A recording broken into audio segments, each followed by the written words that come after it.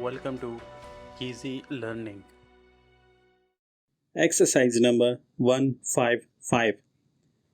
From time to time, we have discussed the question of the influence of the press, and you cannot deny that on all occasions I have been able to make out a fairly strong case for the justification of the statement that journalists on the whole work for the cause of progress, and if you should not be willing to allow this, they would be unduly condemned for that for which they were not altogether responsible.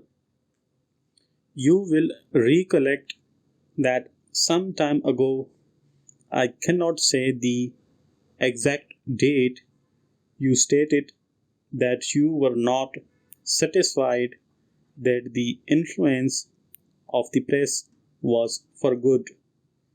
I would not reopen this question so soon again if it were not for the speech of one of our leading orators the other day, which impels me to write few words respecting it.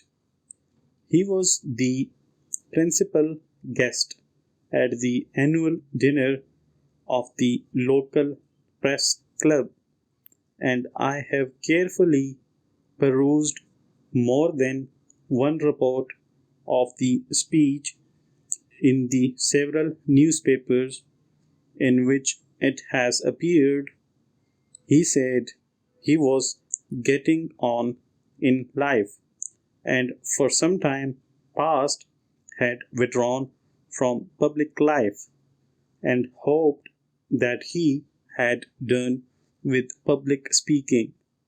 The great terror of every public speaker in his time was the reporter, but to some extent, and to what extent is apparent from a study of newspapers, pressmen had ceased to report the speeches to which it was understood the whole community were looking forward with breathless interest.